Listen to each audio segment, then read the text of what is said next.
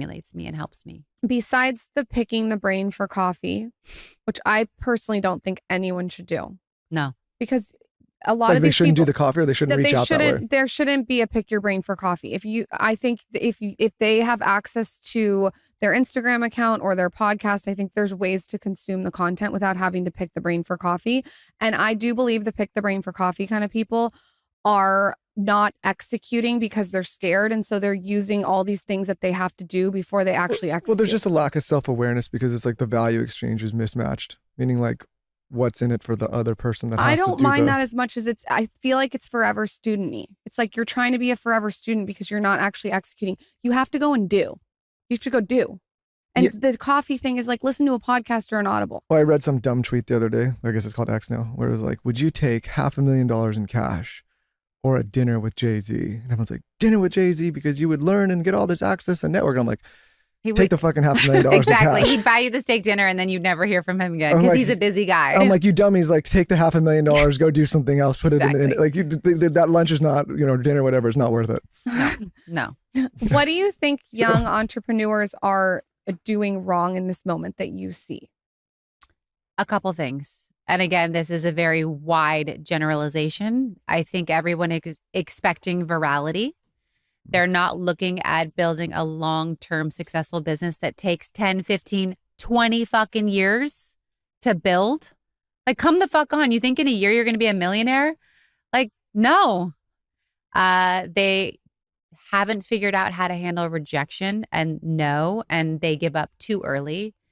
I say in my book, sometimes I'm still here just because I got back up the next day and I showed up. Like, I had every reason to go home and every reason to be like, let's close up shop. But I was like, well, let's try it again. And so it's that getting back up. And I think that we're in this like, Amazon Prime, like let's prime our success. And you just don't get that. And not everyone has to raise money and be like a big $1 billion brand. Like that's a sickness that's going around that a lot of people, their businesses aren't meant for that. They might not even be meant for private equity. What happened to the idea of like Main Street USA, where you had a successful, profitable business that funds your lifestyle? And I think this sexiness of like, I raised $1 billion is short-sighted. I was on that. I was in that mindset. It's a delusional too sometimes in certain areas. It's like there's a delusion happening. Well, it's not just so easy to just go, you know what I mean? There's a lot that goes into that. Yeah. A lot of those, not to go on a super like, economy and capital conversation, but a lot of those people that did that and raised those huge dollars and then couldn't sustain those valuations or those sales, their companies are gone. Yeah. And the people don't realize like some of these investors are quick to discard things that are on the downward trend. They're not coming back in for more money. It's like, hey, this one didn't pop. I got to go focus on the one that is. And they just kind of throw you out. Yep. People don't talk. There's a lot of, I could go on a tangent about that, but there's a lot of dark side about raising capital and from who and with whom and all of that. And I think there's a trade-off, right? Like you might get capital, but now you are owned by other people. You have no say in the trajectory of your business. And this sickness of like, we don't need to make money. We'll figure that out later. Like we did that. And then when it was like investors were like, no, you need to make money. We're like, oh, okay. That's going to take a while to figure out. And like people don't have that time these days for that. What kind of pivots have you made when it comes to your brand? Like it sounds like you sort of bootstrapped it. Would you call it that to begin with? We bootstrapped it for the first 7 years. My co-founder, my brother, and I, Uri Minkoff, and he mortgaged his house. He maxed out his Amex. That was how we were funding the business and its growth. Finally, we got to a size where we could afford a Factor, which is a purchase order financing company that fashion industry people will often use. And then we waited till 2012 to take in some private equity, a very small part of the company.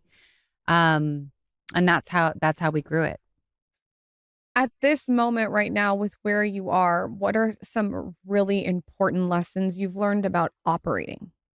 Because I think, and I get into this too, is like, I'm so creative and I want to do all these creative things, but to run a really successful business, there has to be logistics and operation. And Michael's a little bit better than me at that. How do you think about that? So for the longest time, my brother was the CEO and operator. And I was like, I'm the designer and that is all I do. And many a time he would have conversation with me like, You need to learn the language of business. You will be a different and better designer if you understand that. And I really resented that, but he was right.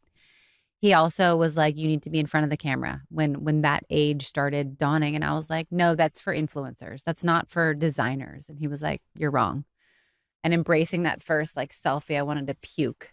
And it's, now we're a media company in a little bit, and I'm a designer, but it's like, that's another pillar that you had to add. So I think him pushing me was really, what, turned that for me. But I would say find the people that are what you are the worst at.